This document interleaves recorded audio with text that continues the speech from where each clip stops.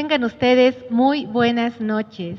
Sean bienvenidos a la segunda jornada del curso de formación organizada por la Pastoral Familiar Arquidiocesana Hombre y Mujer los creó. La familia en los desafíos del mundo actual. Ahora vamos a comenzar, como siempre, esta segunda jornada, queridos amigos, queridos hermanos en Cristo, a través de la oración inicial que está a cargo de nuestra hermana Mari Maldonado, que es de la Pastoral Familiar de la Parroquia Santa María Madre de Dios de Munaipata. Por favor, demos la bienvenida. Buenas noches, nos ponemos de pie. En el nombre del Padre, del Hijo, del Espíritu Santo. Amén. Señor, haz que esta noche seamos iluminados siempre con tu luz, con tu palabra, para nuestras familias, para todas aquellas personas que nos están siguiendo también por redes sociales. El día de hoy nos ponemos en tu presencia para seguir formándonos como pastorales familiares. Amén.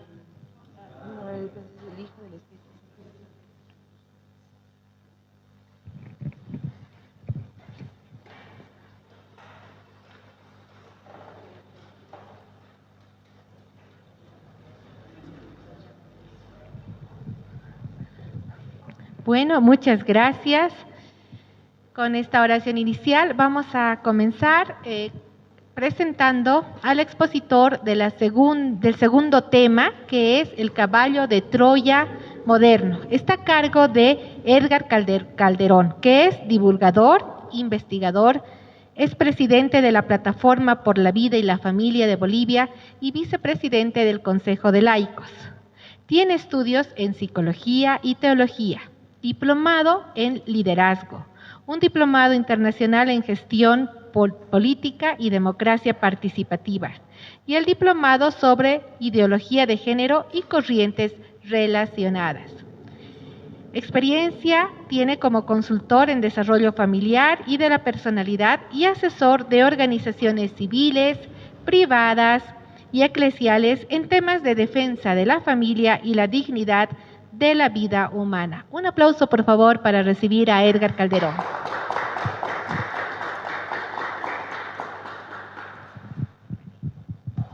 Gracias, Ivana. Buenas noches a todos. Es un gusto y un privilegio estar acá.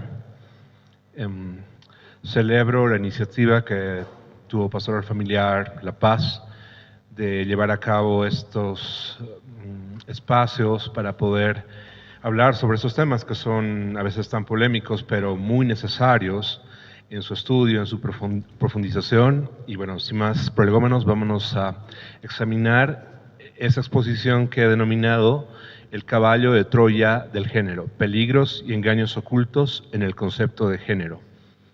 En primer lugar, vamos a ver el objetivo de esta exposición, que es básicamente explicar las ideas oscuras, engañosas y peligrosas que se esconden en el concepto de género. Precisamente estoy utilizando la metáfora del caballo de Troya porque el género se ha presentado como algo bonito, como algo dulce, como algo beneficioso, con un celofán de derechos humanos, y mucha gente ante esas palabras ha asimilado el término, lo ha aceptado y lo ha empezado a promover sin darse cuenta de ciertos errores y ciertas ideas oscuras, engañosas y peligrosas que están escondidas en este concepto.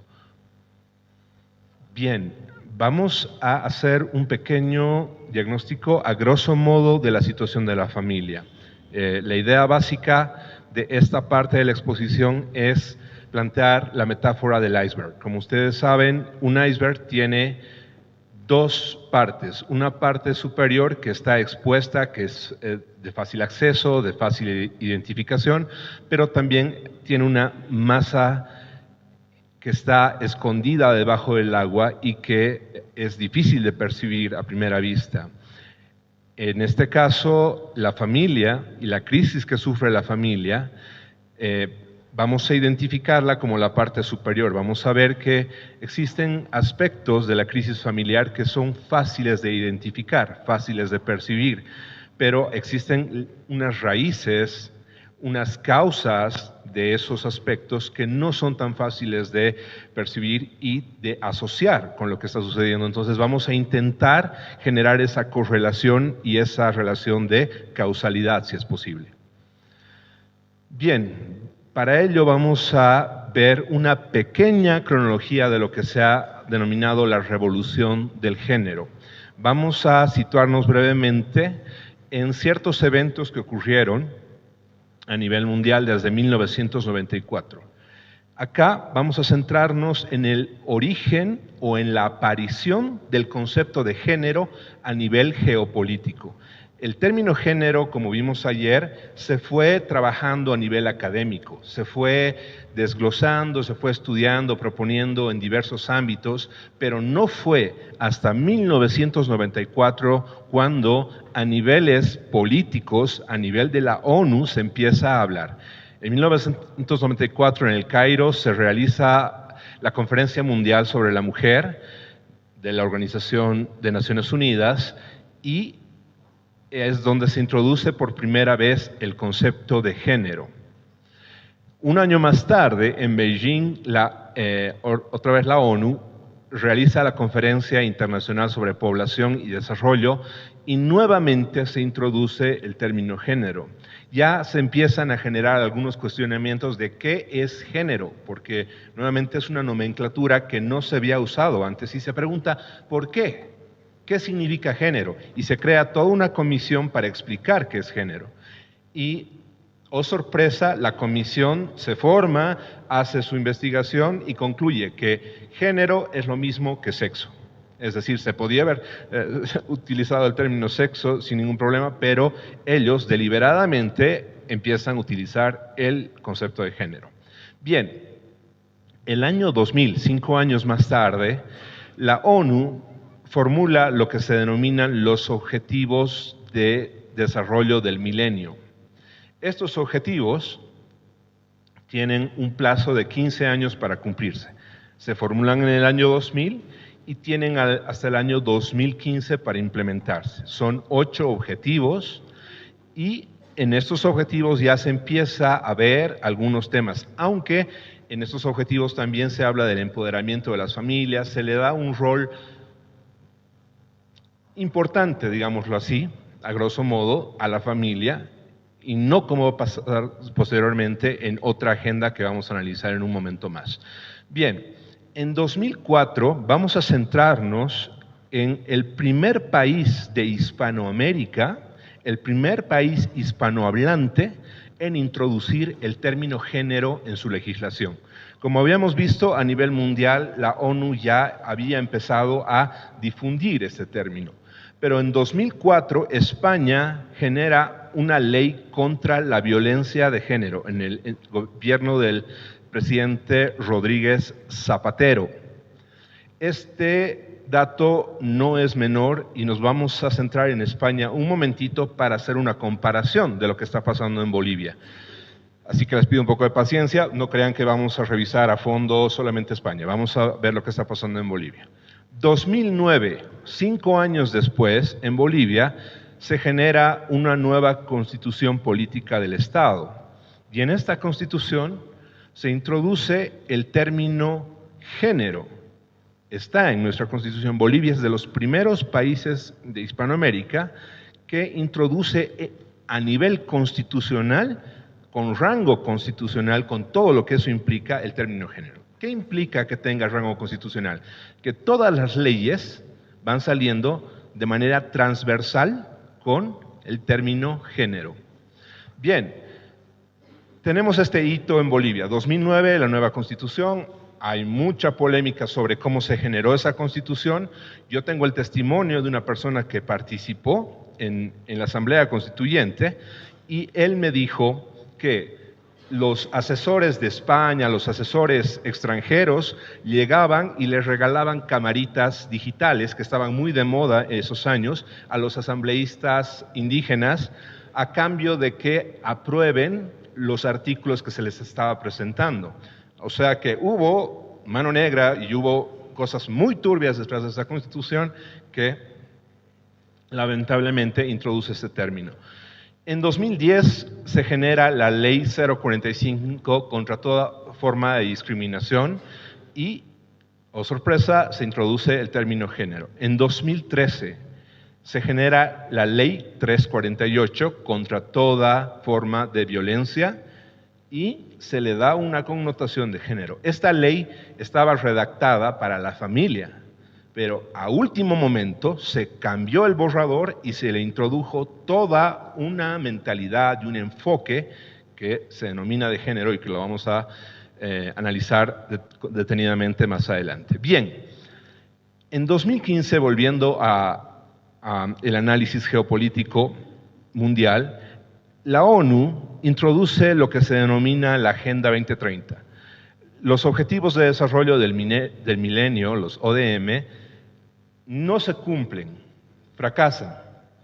Y la ONU genera una nueva intentona de proponer a nivel mundial lo que se denomina la Agenda 2030, porque se va a proponer en 2015 y va a tener 15 años de plazo hasta 2030 para implementarse, y en esta agenda se introduce explícitamente un objetivo de los 17 que tiene esta agenda, uno específicamente para el término género.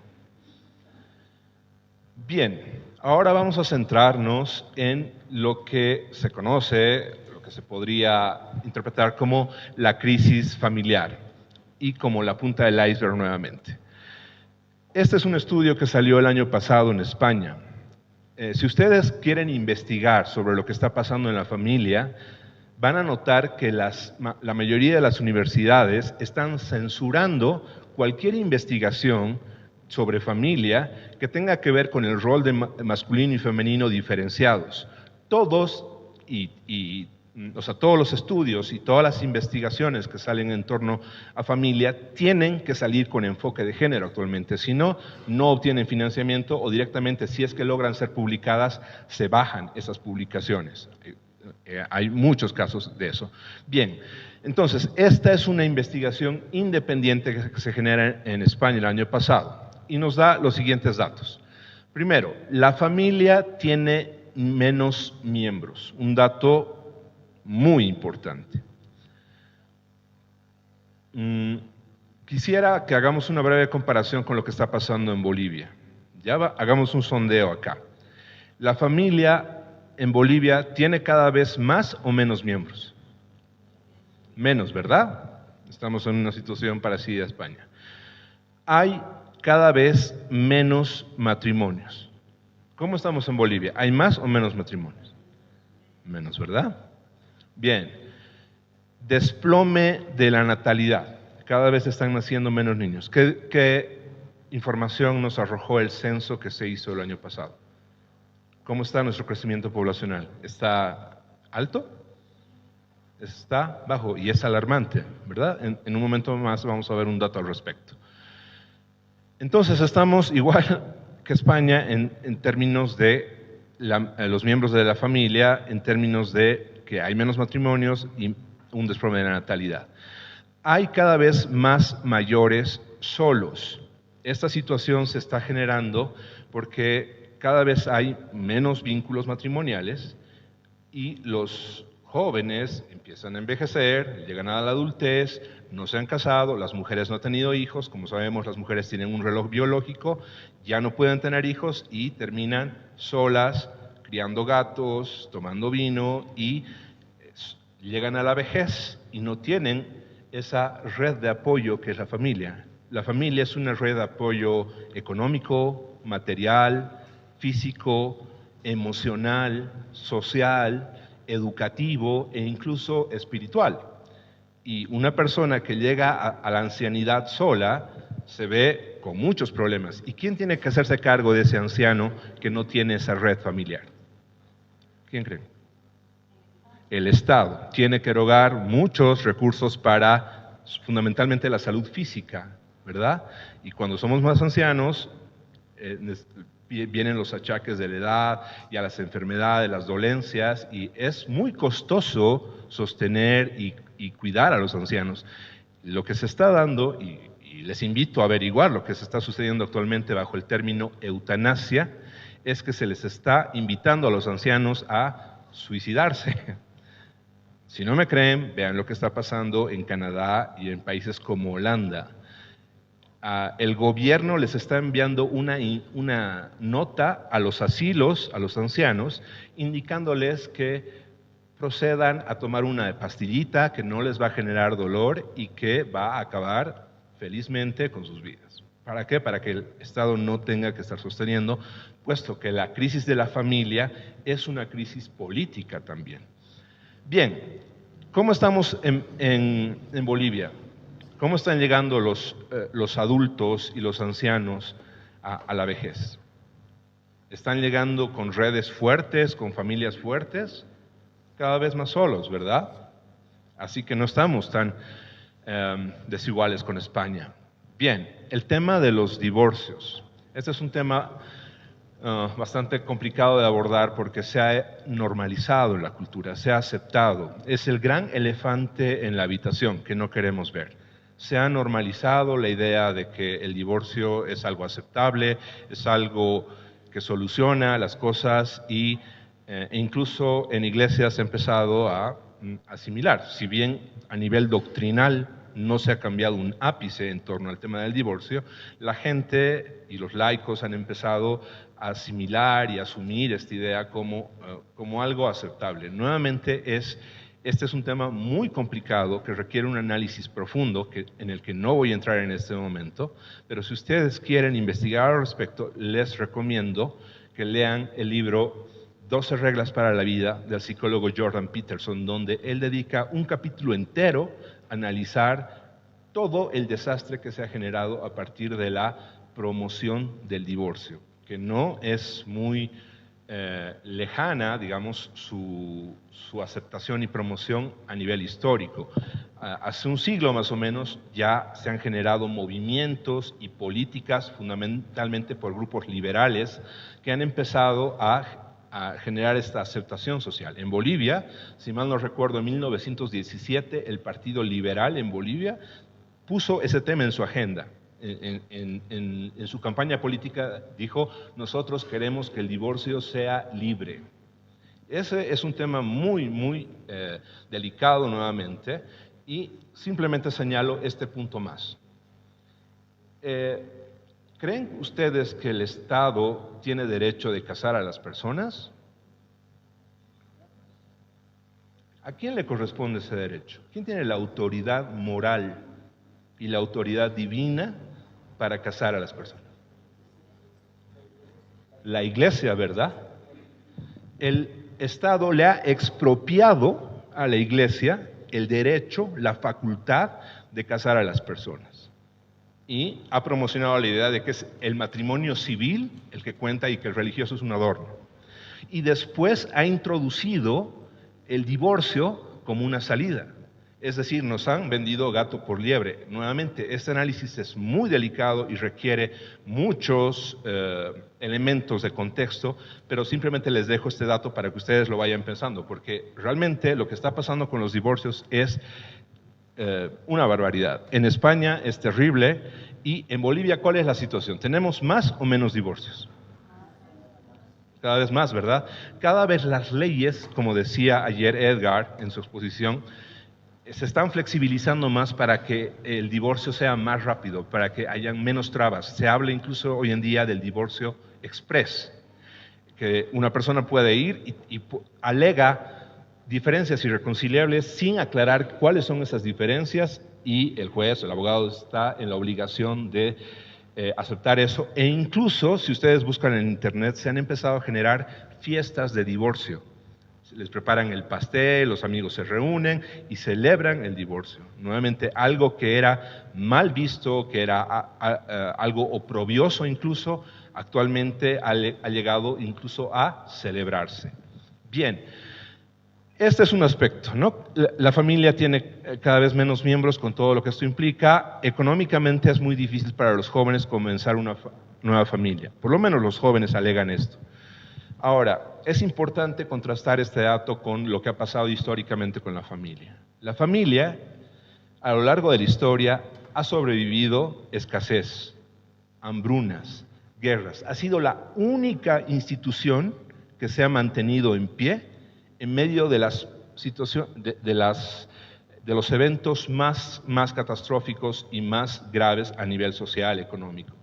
Así que esta excusa o esta razón de que económicamente es muy difícil es importante, pero hay que contrastarla nuevamente con la realidad histórica de la familia. Ahora bien, es cierto que los gobiernos están incurriendo en males. Ahora en las elecciones hemos escuchado muchos acerca de la impresión de dinero o la inflación, como el fenómeno tiene un nombre, impresión monetaria creo que se llama, que cuando el Estado empieza a imprimir más y más billetes para pagar sus deudas y para cubrir los bonos que tiene que dar, y ese dinero que va saliendo de la imprenta no tiene sustento en oro, simplemente va devaluando el valor de los billetes que nosotros tenemos en el bolsillo.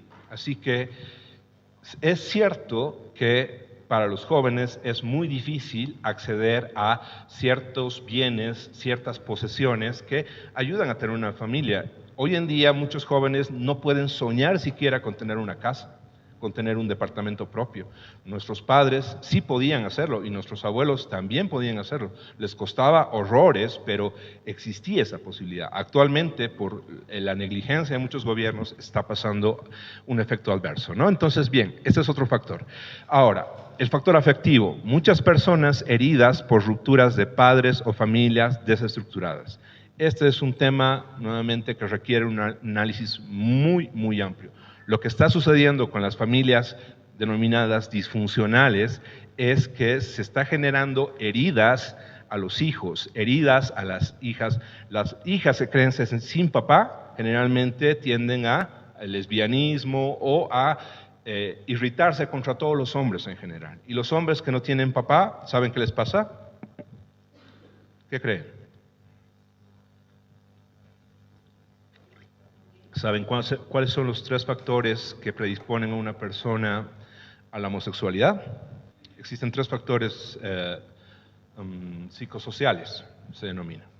Primer factor, madre dominante.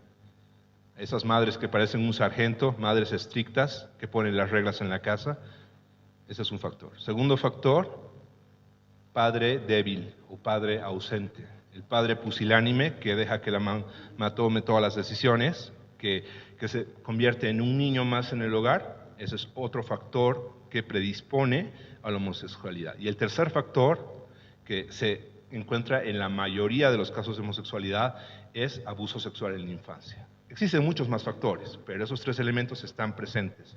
Y nuevamente, estas heridas, estas rupturas que se están dando, están teniendo consecuencias y las estamos viendo, que quizás no estamos entendiendo cuál es la causa precisa, pero esto es lo que está arrojando como información las investigaciones que se están realizando. Bien, vamos a hacer un análisis muy somero de lo que hemos estado hablando. ¿Qué podemos ver en este cuadro? ¿Quién me puede ayudar a describir?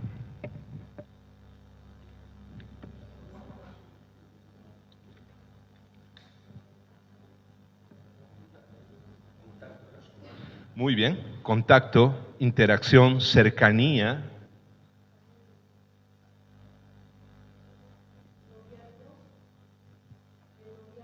Noviazgo, ¿sí? ¿Qué más? Familia numerosa, unida. Por aquí vemos a un galán con unas rosas persiguiendo a la mujer. El hombre tomando la iniciativa de conquistar a la mujer y la mujer huyendo del compromiso.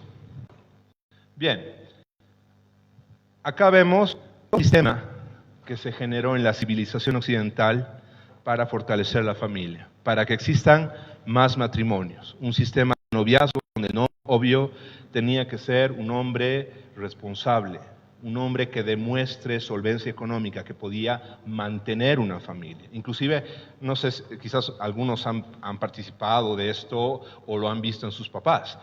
El novio tenía que ir a pedir la mano y hablar con el papá y ser interrogado acerca de sus antecedentes y todo. Y nuevamente, esto era parte de un sistema que se había generado y que tenía que ver con esto, con la formalidad. La mujer tenía que ser pulcra, pura, decente, o el hombre igual, para poder acceder a conformar una familia, y la familia se alentaba a que sea numerosa, nuevamente mayor natalidad. Los ancianos no terminaban solos, los ancianos eran honrados en las familias, eran respetados. Yo recuerdo, y les comento algo autorreferencial, no quiero serlo, pero creo que el dato les va a interesar un poco. Yo nací en una cuna protestante, fui por 42 años protestante, y hace 2 años me convertí al catolicismo. Y fue gracias a mis 2 abuelitas que yo conocí el catolicismo. Mi abuela paterna me llevaba de niño a la iglesia, y mi abuela materna en mi adolescencia. Así que el valor que tiene esa transmisión de los padres hacia los hijos y de los abuelos hacia los padres es absolutamente invaluable, y es algo que nuevamente se está perdiendo. El tema de los divorcios nuevamente era mal visto. Háblenlo si quieren con sus abuelos, con personas que vivían a inicio del siglo pasado. El hombre que se divorciaba era visto como un cobarde. La mujer que se divorciaba, ni qué decir, quedaba tachada de por vida. Todo eso, todo ese sistema de creencias, esas prácticas culturales, esos valores, no eran insulsos, sino que estaban fortaleciendo todos estos elementos. Ahora bien, estamos en 1960, vamos un poco adelante, 53 años. ¿Qué diferencia vemos acá? El fenómeno de los perrijos, ¿verdad? Los jóvenes quieren viajar por el mundo, quieren cumplir sus metas profesionales, sus metas laborales, y prefieren no asumir responsabilidades a largo plazo con hijos. ¿Notan la vestimenta? Ya es más informal. Justamente en el año 2013, mi primo llegó de Estados Unidos y me dijo: Edgar, no te puedes imaginar lo que está pasando allá. Vas a las plazas, vas a las calles y ves homosexuales abrazándose, tomándose de la mano y besándose. Eso era un tabú en Bolivia en 2013. ¿Y ahora cómo estamos? En las publicidades de la alcaldía ya debieron ver, ¿no? Seguramente en La Paz estamos muy avanzados en eso, ¿no? Se ha normalizado las relaciones homosexuales. Ahora bien, ¿estas relaciones producen prole? ¿Tienen hijos? ¿Por qué? Son estériles, ¿sí? Varón con varón, mujer con mujer son relaciones que no producen hijos. ¿Y qué se ve acá? Las mujeres persiguiendo al hombre para exigirle compromiso, y los hombres, renunciando a su masculinidad, empiezan a rehuir al matrimonio. ¿Esto está promoviendo la natalidad? No, ¿verdad? Eso está promoviendo cada vez el descenso del recambio poblacional, como se denomina técnicamente. Y permítanme un segundito. Natalidad, ancianos solos, ¿está promoviendo eso? Sí, ¿verdad? Divorcios, a la orden del día. Ni siquiera se casan ya los jóvenes. Prefieren el cirugüñaco o el concubinato, y por supuesto cada vez hay menos matrimonios, o se entra en una deformación de lo que es el matrimonio. Y bien, lleguemos al final de la Agenda 2030 de la ONU. ¿Qué podemos ver en imagen? La distorsión total de los proyectos de Dios. ¿Dónde está la familia acá? Se ha extinguido completamente. Tenemos individuos solos. Aquí una figura andrógina de pareja con una niña. ¿Alguien conoce qué se denomina a esta práctica? Pederastía, ¿verdad? Luego vemos acá otra vez una figura andrógina, no se distingue bien si es hombre o mujer, con animales. ¿Sabían que en Canadá hace unos años se estaba promoviendo una ley para permitir el matrimonio entre seres humanos y animales? Y dirán, esto es una aberración, ¿cómo puede ser posible? Pero Noten ustedes cómo va la lógica. Eso se llama ventana de Overton. Hoy en día se trata a los perros como hijos, ¿verdad? Por eso se les dice perrijos. Ahora bien, ¿ustedes creen que hay mucha diferencia o mucha distancia más bien de tratar a un perro como un hijo a tratarlo como una pareja? Es solamente un paso. En unos años se va a empezar a hablar de eso, yo se los garantizo y se los firmo si quieren. La familia se va a degradar hasta ese punto. Y acá vemos toda una mistura de situaciones, niños, animales, adultos, hombres, mujeres, etcétera, ¿no? Vemos que se ha llegado a eso. Ustedes, o muchos de ustedes quizás crean que esto es una exageración. Ahora bien, vamos a ver los documentos, vamos a ver la agenda propiamente. Por favor.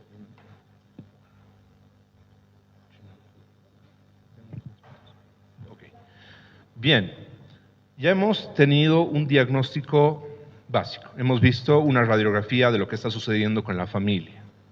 Ahora vamos a analizar el problema, que le vamos a denominar ingeniería social o globalismo. Ya vamos a entrar a revisar el concepto.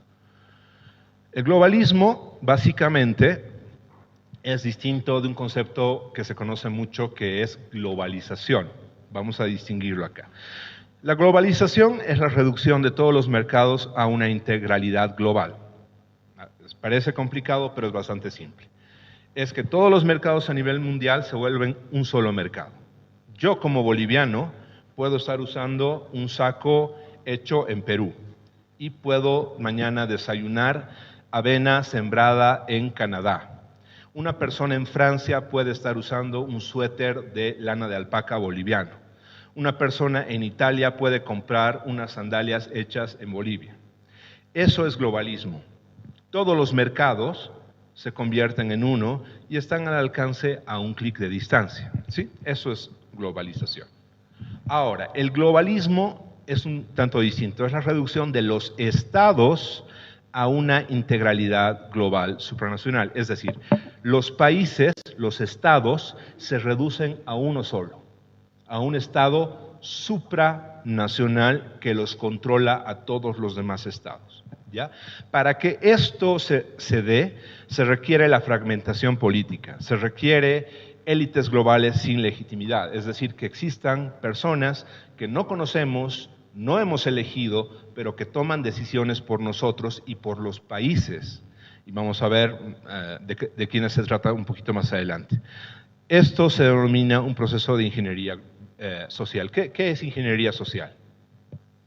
Es pergeniar, es planificar la vida de las personas desde arriba hacia abajo, desde élites nuevamente que quieren controlar la conducta humana, individual y social. Se necesita concentración de poder y las naciones soberanas son un estorbo. El hecho de que Bolivia tenga ciertas creencias desde su fundación, por ejemplo, Bolivia nació como un país católico, ¿verdad? Eso implica que nosotros valoramos la familia, valoramos el matrimonio. ¿Será eso un estorbo para estas élites si quieren destruir la familia? Por supuesto que sí. Nosotros, incluso en nuestra cosmovisión andina, tenemos la idea de el chacha y la huarmi, ¿no? Se dice el Keusa,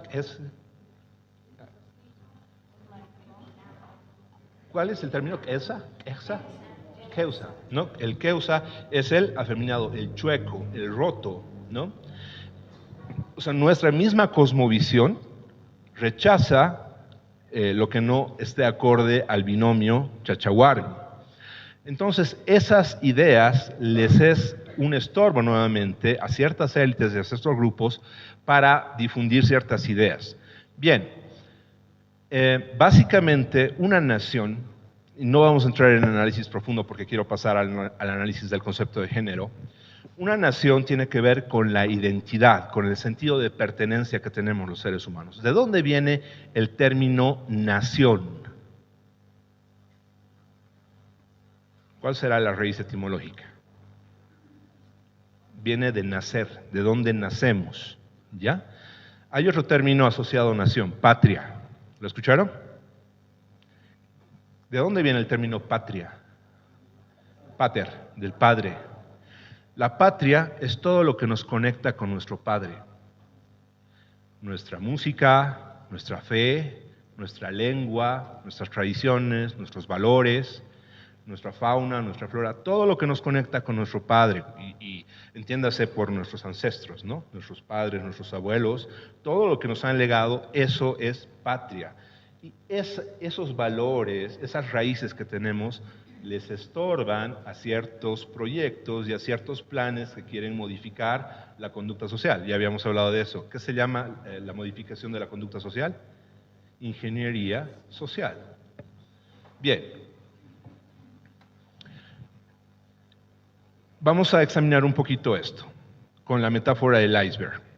Cada vez vemos menos matrimonios, el desplome de la natalidad, más divorcios, más mayores solos, y si hurgamos un poquito y empezamos a estudiar qué está pasando, por qué se está generando todo esto, vemos que hay una omnipresencia a nivel mundial de esta perspectiva de género, en los gobiernos, en las políticas públicas, en las leyes, en la educación, en el arte, en los medios y la cultura. Básicamente, si nosotros estudiamos más profundamente por qué se está dando esta situación, vamos a ver que la ONU, la Organización de Naciones Unidas, está promoviendo estas ideas. Por sobre las naciones, por sobre la soberanía, por sobre la libertad de los países para decidir, se les está imponiendo con razones económicas, razones de otras índoles también, que tienen que ver con el tema político, estas agendas. Bien, vemos que para que las Naciones Unidas pueda operar, tiene ciertas ramificaciones, llamémosle así. Primero está lo que conocemos como la Agenda 2030. Básicamente 17 objetivos que se conocen como Objetivos de Desarrollo Sostenible, y esta agenda se implementa mediante agencias de la ONU, mediante departamentos, mediante servicios que tiene la ONU. Acá vemos varios logos, ¿reconocen algunos? Aquí está el UNFPA, el Fondo de Población y Vivienda, que se encarga de medir y de controlar la población mundial. ¿Alguna relación con el aborto? ¿Alguna relación con la baja natalidad? Lo vamos a ver más adelante. UNESCO, ¿a qué se dedica la UNESCO? ¿Han leído la ley Avelino Signani? ¿Han escuchado esa ley? Nuestra ley educativa. Les garantizo que la UNESCO está detrás de ella. Bien, UNICEF, ¿de qué se encarga? De los niños, ¿verdad? Donald Trump hace 2 semanas les dijo a los del UNICEF, señores, no les voy a dar un centavo más si no dejan de promover el aborto y la ideología de género. Notan cómo estas agencias se convierten en brazos operativos de esta organización para imponer estas agendas, y bueno, no vamos a revisar todas las demás, pero muchos de ustedes conocerán de acuerdo a sus contextos. Bien, otro brazo que tiene no gubernamentales u organizaciones filantrópicas. Open Society es la organización de George Soros, uno de los hombres más ricos de todo el mundo, que ha dedicado millones y millones de dólares y ha invertido millones en Bolivia para la promoción del aborto y de esos temas de género. Está Bill y Melinda Gates, la fundación de Bill Gates. Muchos sabrán que Bill Gates es uno de los que se llama la Organización Mundial de la Salud. Es el primer y el principal financiador, Bill Gates, de esta organización. Y qué sorpresa que la OMS nos impulse a tener políticas de aborto. Si ustedes entran a los centros de salud de su zona, van a ver letreros grandes donde está el logo de la OMS, de la Agenda 2030 y de estas organizaciones, y van a ver que dice ahí, si usted es adolescente y ha sido víctima de violencia, este centro de salud tiene la obligación de prestarle servicio de interrupción del embarazo. Interesante concepto, ¿verdad? Interrupción. Aquí vemos poquitos, ¿verdad? Por allá debe estar el interruptor. ¿Por qué se llama interruptor? corta el flujo de corriente al foco. Y yo lo presiono y lo reanuda. Lo vuelvo a presionar, lo corta. ¿La vida se podrá interrumpir? ¿Podemos presionar o cortar algo dentro y generar que esa persona temporalmente deje de vivir y luego reanudar esa vida? No, ¿verdad? Es un eufemismo. Lo que sucede en el aborto es el asesinato forzado. Es preferible llamarle interrupción social, interrupción legal del embarazo, como se le llama acá, y también derecho sexual y reproductivo. Suena mucho más bonito. Por eso les decía, es un caballo de Troya. No, nos confunden, ¿no? A veces no todos tenemos la preparación para estar investigando o el tiempo para estar investigando qué significa, y a veces, como dicen vulgarmente, nos meten en los dedos. Estamos con esta situación de, perdón, no sé dónde dejé mi puntero. Bill Gates tiene la culpa. Bill y Melinda Gates, la Fundación Rockefeller, uno de los magnates más ricos de toda la historia, que ya murió hace años, pero bueno, toda la Fundación Ford, Amnistía Internacional, International Planned Parenthood, la Federación de Planificación Familiar, es la mayor organización abortista de América y tiene sede en Bolivia. ¿Saben cuál es su sede? ¿O cuál es su operador? CIES. Por eso la campaña 40 días por la vida está orando frente a CIES durante 40 días y tiene 2 campañas al año para evitar que mamás opten por la famosa interrupción legal del embarazo. Bien, IPPF. Hay otra organización, Mary Stops. Es la organización pro aborto más grande de Europa. Oh sorpresa, también tienen sede en Bolivia desde hace más de 10 años. O sea, en Bolivia nos han introducido como conejillos de indias estas organizaciones para promover estas agendas y lamentablemente no nos dimos cuenta. Y obviamente no está mal, podemos hacer algo, pero para hacer algo necesitamos informarnos, ¿no? Conocer qué es lo que está sucediendo. Bien, esto está pasando con las ONGs y bueno, acá vemos la cooperación alemana, la cooperación suiza, la cooperación española, cooperación canadiense, etcétera. Son muchas agencias gubernamentales que empiezan a financiar proyectos con enfoque de género y con enfoque de derechos reproductivos.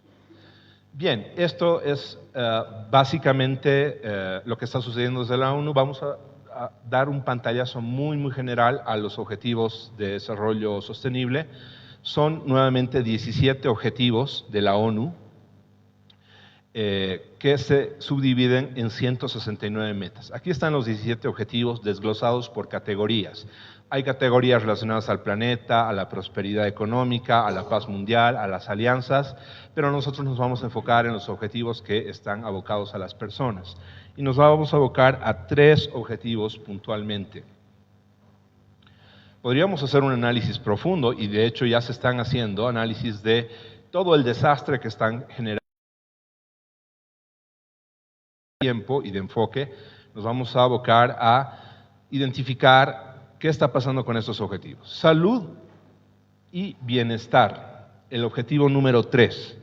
Suena bien, ¿verdad? Promover la salud y bienestar de los seres humanos. Pero si ustedes investigan, van a ver que va a aparecer en el texto el término derechos sexuales y reproductivos, es decir, aborto. Educación de calidad, se habla de promover la educación y se soslaya el papel de la familia. Casi ni se lo menciona, no se le reconoce el rol educativo a la familia. ¿Tendrá un rol educativo la familia? En el libro de Deuteronomio, ahí se narra cómo Dios le delega al padre de familia que le enseñe la palabra, la revelación a su hijo, todos los días, sentado en su sala, al salir y al volver. Es el padre el encargado de educar a sus hijos. esta idea de que el Estado tiene que educar a nuestros hijos es una idea moderna y se ha naturalizado mucho. Muchos padres creen que su única responsabilidad es inscribir a su hijo, ir a recogerlo y a dejarlo del colegio como si fuese un auto, ¿no? Lo dejas lo recoges en la noche para que, bueno, puedas utilizar o puedas verlo un ratito. Y los padres han absorbido, han asimilado esta idea de que es el Estado el responsable de la educación y precisamente esta agenda habla de eso, de que es el Estado y el gobierno el responsable de la educación de los hijos. Craso error y una afrenta contra la familia. Y acá tenemos el objetivo número 5, igualdad de género, que lo vamos a desglosar. Bien, por favor me indican cómo estamos de tiempo. Tengo 10 minutos más, perfecto. Bien, en resumen, el globalismo significa que organismos supranacionales, ¿qué significa el prefijo supra? Por encima de las naciones, supranacionales, ¿sí? La ONU se convierte en una supranación, en una nación que está por encima de las demás. La Agenda 2030 se convierte en una especie de supraconstitución, una constitución que está por encima de las demás. Y los sistemas de Naciones Unidas, las agencias, los departamentos, las oficinas, los fondos y programas se convierten en una especie de supraministerios. La UNICEF se convierte en un ministerio de la niñez, ONU Mujeres se convierte en el ministerio de la mujer, los ministerios de género o las organizaciones de género de la ONU se convierten en los ministerios de género, la OIT se convierte en el Ministerio de Trabajo, la OMS en el Ministerio de Salud y así sucesivamente. Bien, ese es el fenómeno que se llama globalismo y que seguramente lo van a escuchar cada vez más y que nosotros deberíamos conocerlo para identificarlo en las propuestas electorales de los políticos. Cuando ellos hablan de Agenda 2030, se están refiriendo a estas cosas que están minando nuestras familias desde dentro. Entonces deberíamos estar al tanto de esto. Bien,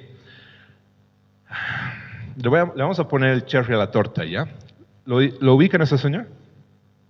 ¿Quién es?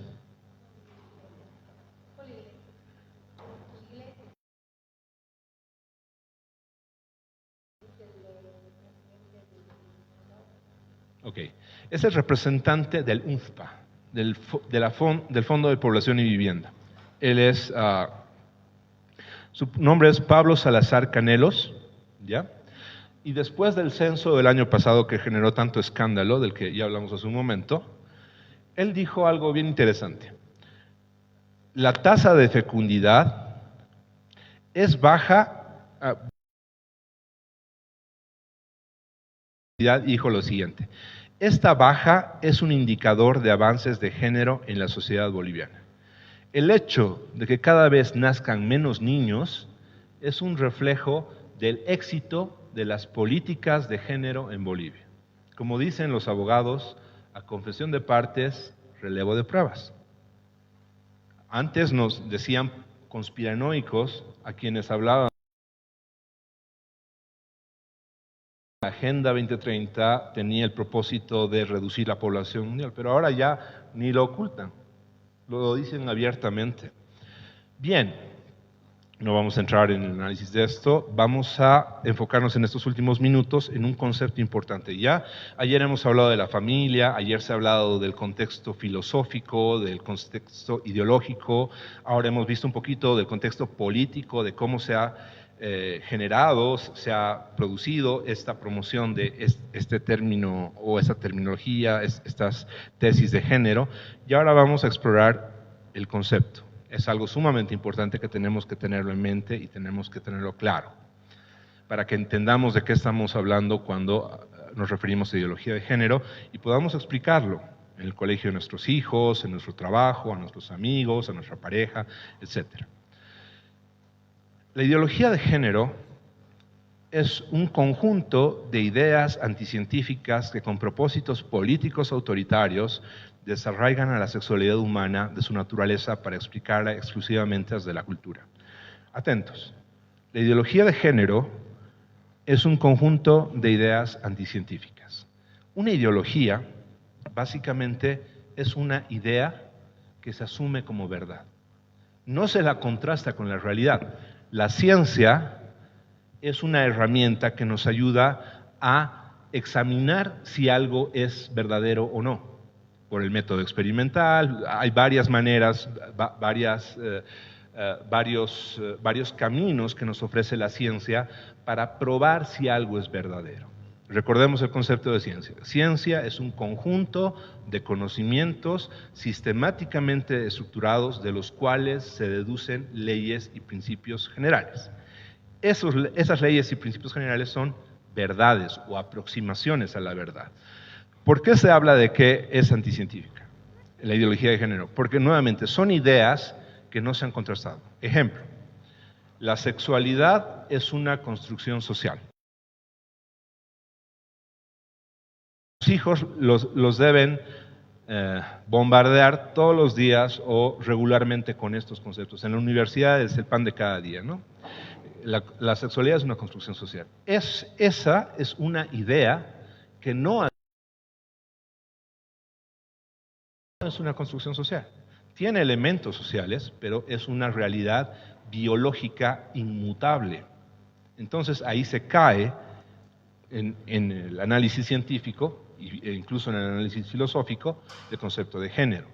¿Ya? Es importante que tengamos en cuenta, nuevamente, una ideología es una idea que se asume como verdad. ¿Ya? Ok. Ideas anticientíficas que con propósitos políticos autoritarios. ¿Qué acabamos de ver? Propósitos de élites políticas que de manera autoritaria, no democrática, porque nunca los hemos votado, o alguien conoce quién es el presidente de la OMS o el presidente del UNFPA.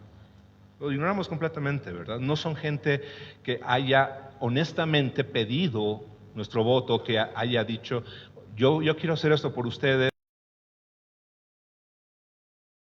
Nos han impuesto de manera arbitraria. Desarraigan a la sexualidad humana de su naturaleza para explicarla exclusivamente desde la cultura. Desarraigan a la sexualidad humana de su naturaleza. Eso se llama determinismo cultural en la academia.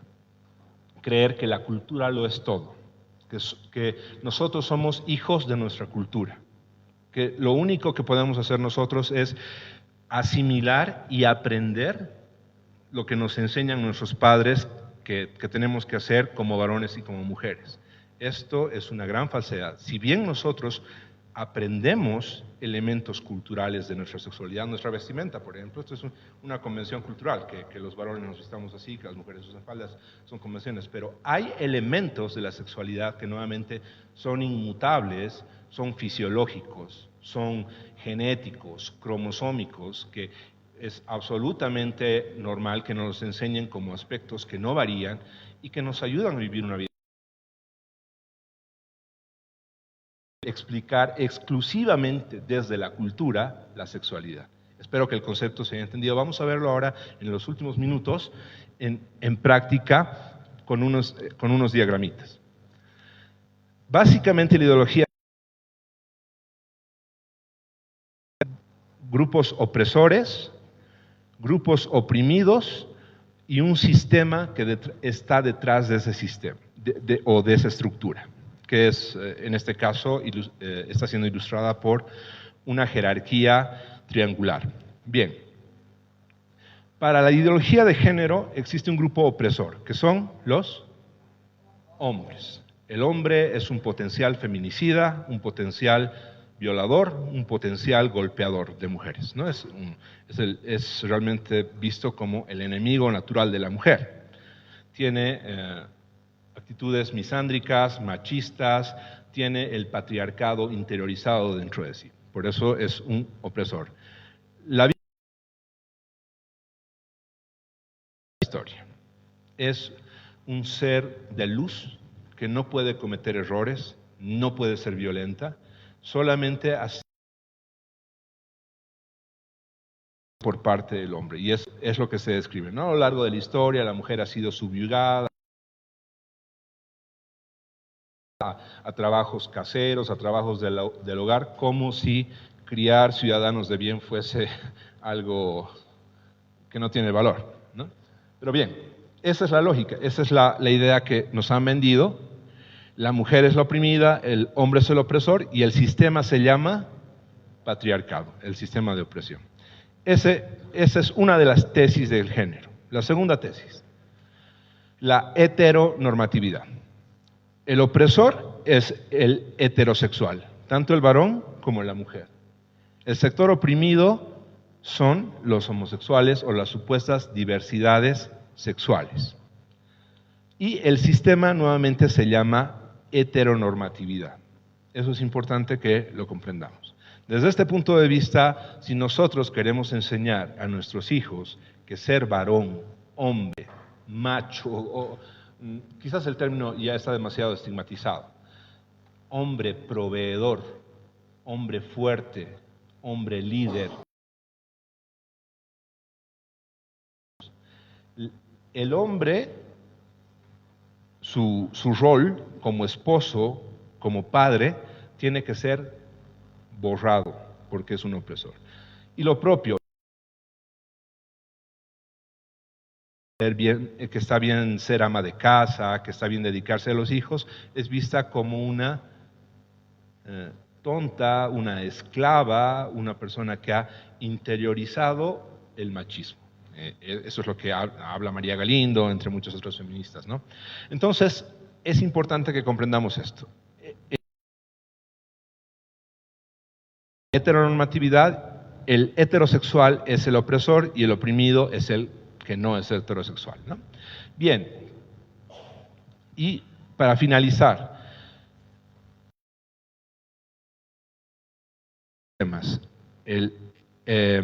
la heteronormatividad con el patriarcado. Entonces, el sujeto opresor ya es la familia y el sujeto oprimido o los grupos oprimidos son los colectivos LGTB, XY, Z y ya no sé qué más, porque cada día se inventan términos nuevos, ¿no? Se nos va del análisis. La ideología de género, cuando hablamos de esos temas, tiene que ver con el homosexualismo, eso está muy asimilado, muy comprendido por la población, de que cuando se habla de género se habla de los lobbies LGTB, pero donde muchas veces perdemos el enfoque es que la ideología de género también tiene que ver con el y el aborto.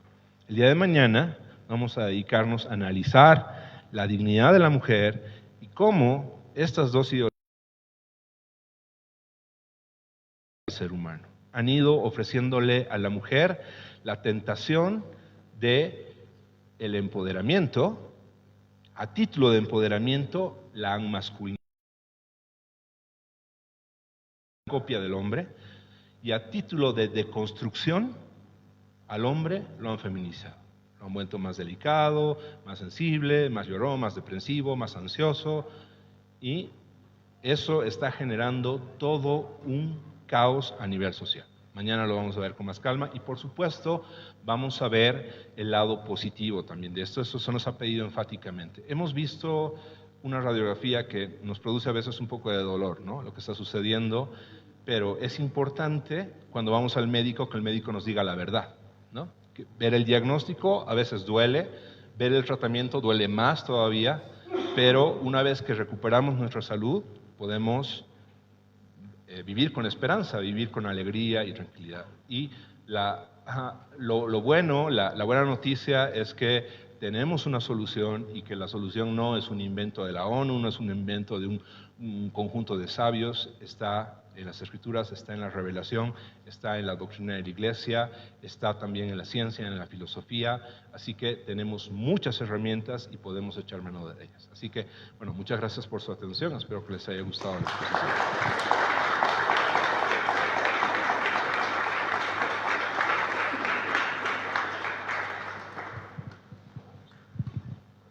Muchas gracias, Edgar. Bueno, ahora vamos a pasar a la fase de preguntas, respuestas, reflexiones, así que voy a ceder la palabra, por favor. Aquí va, padre. Muchísimas gracias por la exposición, muy clara. Una pregunta, porque el objetivo es entonces denatalizar, bajar las... y después todos estos... Pero eso es la meta o hay otra meta. Gracias. Gracias, padre. Es una pregunta compleja. ¿Qué se sucede o cuál es la consecuencia de bajar la población de los países? Ya, la controlas mejor. Mientras menos ciudadanos hay, más fácil es controlarlos. Buen punto. Otro. ¿Qué pasa con las fuerzas militares? Un país con menos población tiene menos militares, menos policías. Luego tiene menos profesionales. Tiene menos personas que se insertan al ámbito profesional. Notan que debilita a las naciones la baja de natalidad. Esas son razones, digamos, observables. Ahora bien, hay razones que se especulan. Por ejemplo, quienes promueven esto han debido notar que son millonarios, multimillonarios, ¿no? Entonces, ellos al parecer nos ven a nosotros inferiores que estamos contaminando su planeta. Entonces, para ellos legarles un mundo más limpio, playas más bonitas, bosques más sanos a su población. Esos son los objetivos del Club de Roma, de esas organizaciones ecologistas que presentan, y ustedes pueden constatarlo en temas tan comunes como las películas. Se presenta al ser humano como una plaga, como un depredador del planeta. Nos están haciendo ver a nosotros mismos como la causa de los informes. Y nos han vendido la idea de que tenemos que dejar de reproducirnos para curar el planeta. ¿Han escuchado eso? Seguramente que sí. Eso es lo que estoy diciendo. No sé si la respuesta. Gracias.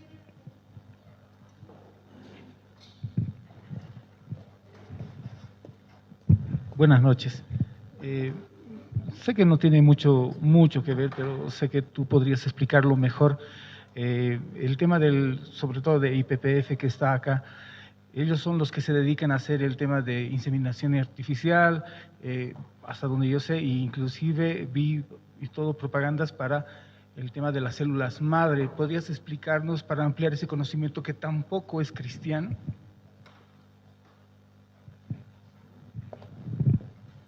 Muchas gracias por la pregunta. Bien, sí, estas agendas antinatalistas tienen que ver con la promoción de métodos alternativos de reproducción, inseminación artificial, que tiene que ver también con que se llama el alquiler de vientres, ¿no? Hay personas, hay mujeres incluso, y eso me enteré la anterior semana.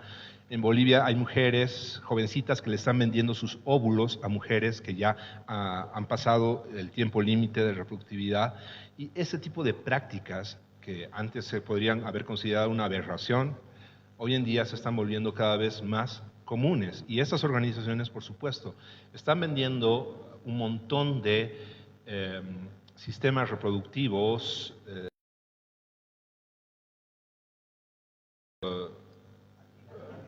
exactamente antinaturales, pero presentados como la gran panacea, como la gran solución, pero que realmente van a generar más caos y más crisis.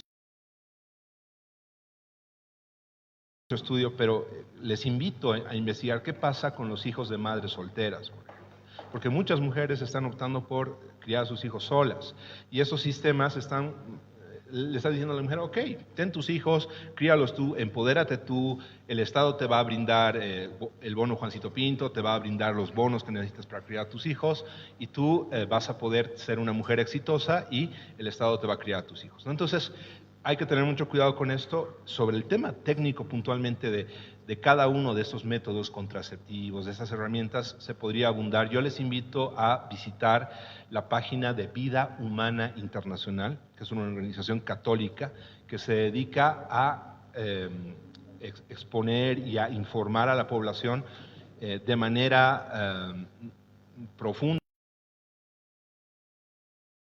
con la pregunta, y que tiene cursos. Si mal no recuerdo, ayúdenme, corrígeme, Angie, tú debes conocer, ¿cuántas horas tiene el curso de Vida Humana Internacional, Provida? creo que dura 6 meses, ¿verdad? Vida Humana Internacional da un posgrado sobre estos temas, es decir, no estamos desprovistos de herramientas y de capacitación al respecto, pero se requiere tiempo, esfuerzo, energía para tomar esto y son cursos bastante accesibles. Angie es la directora departamental de Plataforma por la Vida y la Familia, pero también trabaja en el ANE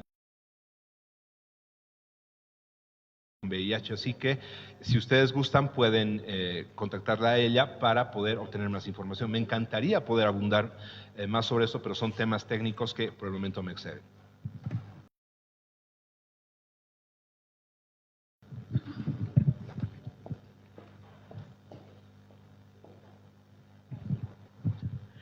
Muy buenas noches. Mi pregunta más que ¿cómo tendríamos que combatir, por así decirlo, estas ideologías, siendo que cuando uno hace el esfuerzo ya se lo tacha tanto o de radical o de intolerante y de otro tipo de adjetivos, ¿no?, que maneja esta gente contra nosotros? ¿Cómo se tendría que reaccionar como joven más que todo?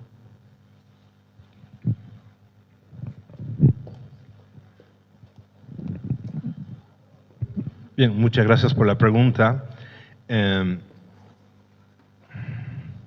Mañana vamos a hablar en la parte final de manera detallada sobre un sistema que se puede aplicar para contrarrestar esto. Pero básicamente te voy a adelantar lo siguiente.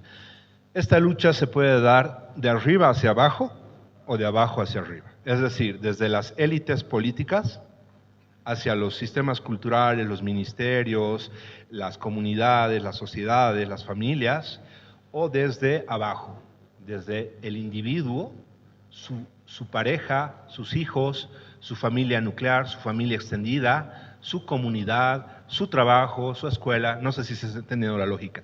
De abajo hacia arriba. Ahora, ningún sistema es mejor o peor que el otro. Ambos sistemas son buenos.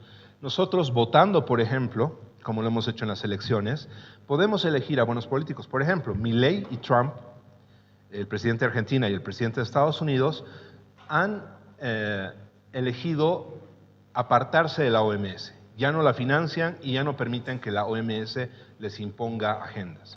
Eso la población lo ha decidido con su voto. Es un cambio de arriba hacia abajo. Los presidentes le dicen a la ONU, no me vengas acá con tus cosas, yo no te las voy a aceptar, y tienen la hidalguía de pararse. Mantienen la soberanía de sus países. Eso es algo bueno. Lamentablemente estamos en un nivel muy embrionario de conocimiento en Bolivia y no podemos detectar fácilmente las propuestas políticas cuando vienen contaminadas con estas ideologías. Ahora bien, nuevamente tenemos que hacer ese trabajo, ¿no? Cuando venga la época de las elecciones subnacionales, estar conscientes y ir divulgando, informando sobre esto en nuestras redes sociales. Primero, antes de dar información, tenemos que nosotros informarnos, ¿no? Entonces, aquí va una parte del sistema de abajo hacia arriba. Tenemos que hacer 3 cosas a nivel de informarnos. Reconocer que hay medios de desinformación. El 99% de los medios de comunicación actualmente, o bien está coaccionado por el gobierno, porque el gobierno les baja línea, y si se salen de los esquemas de la Agenda 2030, los sanciona o cierra esos medios, o si no, están siendo financiados. Existen operadores políticos que ponen dinero en medios de comunicación para promoverse estas agendas. Entonces, tenemos que reconocer que existe desinformación deliberada sobre esos temas y tenemos que aprender a identificar cuáles son los medios válidos de información. Existen divulgadores, Pablo Muñoz Iturrieta, Agustín Laje, Mitros Lukács, muchos otros más que dan información fidedigna, real, verídica sobre lo que está sucediendo y sobre cuál es la salida a todo lo que está pasando. Entonces yo les animo a empezar a cernir sus redes sociales, a empezar a cernir las fuentes de información que tienen e identificar cuáles son fuentes de desinformación y fuentes de información. Eso a nivel de información. Segundo, formación, lo que habíamos dicho, VIH, Vida Humana Internacional. Es una de las herramientas que tenemos entre cientos de ofertas académicas, ofertas de formación que tienen que ver con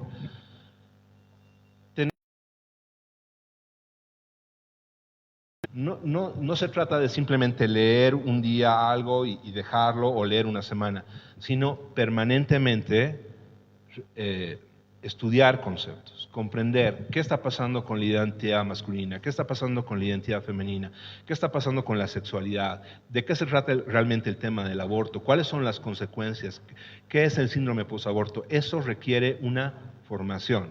Y muchos de ustedes dirán, pero Edgar, realmente yo no tengo tiempo, estoy saturadísimo, trabajo muchas horas, más de 8 horas al día, realmente estoy saturado. Conferencias en toda Bolivia, incluso a nivel internacional, y la respuesta general de los padres de familia es: no tenemos tiempo. Pero cuando yo me siento con esos padres de familia y analizamos su agenda diaria, descubrimos algo interesante. Se pasan los adultos aproximadamente 3 horas al día en redes sociales, viendo videos de gatitos, perritos, noticias, deportes, etcétera. Y yo lo que les digo a esos padres es, no dejen de ver esos videos. Está bien entretenerse, está bien reír, es muy sano y está bien informarse, pero dediquen 15 minutos a lecturas profundas, a empezar a formarse, formar su criterio sobre este tipo de temas. Ese es el segundo aspecto, ¿sí? Formarnos. Y el tercer elemento que necesitamos es actuar. Solamente podemos actuar si nos hemos informado y formado. Es decir, nos vamos a poder parar en el colegio de nuestros hijos y decir: yo me opongo a esta currícula sexual porque por esto está pasando en Canadá, esto está pasando en Perú, está pasando en esto, y vamos a poder conocer los conceptos. El género está mal por esto. Nuevamente, son cosas secuenciales y que parten del individuo. Esa es nuestra acción individual. Ahora bien, como les decía, mañana vamos a explicar más profundamente cómo esta acción individual se puede instalar en distintas esferas de la cultura y poder llegar a lo que se denomina incidencia política, es decir, influenciar en los tomadores de decisiones a nivel legislativo y ejecutivo para que desde allí ellos cambien las leyes, cambien las normativas y nosotros poder incidir como ciudadanos sin necesidad de ser técnicos, de crear una fundación. Nosotros podemos generar eso, pero necesitamos nuevamente los 3 primeros pasos: informarnos, formarnos y actuar. Bien, disculpen por extenderme mucho en la respuesta, pero espero que haya sido satisfactoria. Gracias. Muchísimas gracias. Bueno, agradeciendo mucho la participación de Edgar Calderón. Un aplauso, por favor.